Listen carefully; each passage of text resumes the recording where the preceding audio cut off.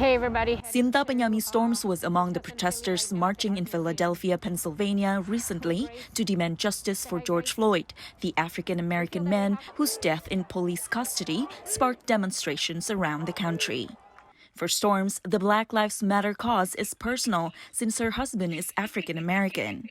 Buat keluarga kami, for our family with Indonesian black children who look black physically, we have to have the conversation with them. We have to have a conversation with them.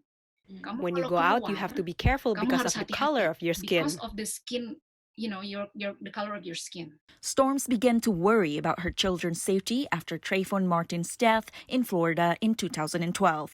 The black teenager shooter was eventually acquitted. She related to the incident when her other child, a son who is also biracial, got stopped by police. When one of my kids was stopped by police, he was so scared. He peed his pants. He was scared and thought he would die.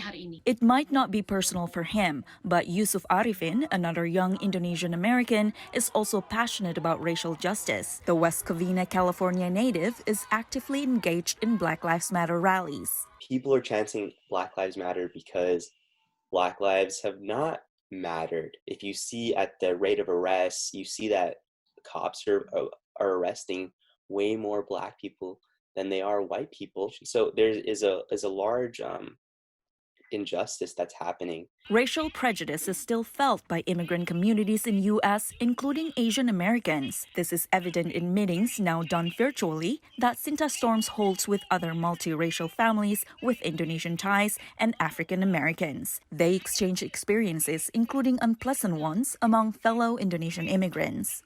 Your man is really handsome, for a black guy. One of those who joined the virtual meeting was Curtis Johnson. Johnson is an African-American man who worked in Indonesia but had to return to the U.S. following the COVID-19 pandemic. He says such discussions are important.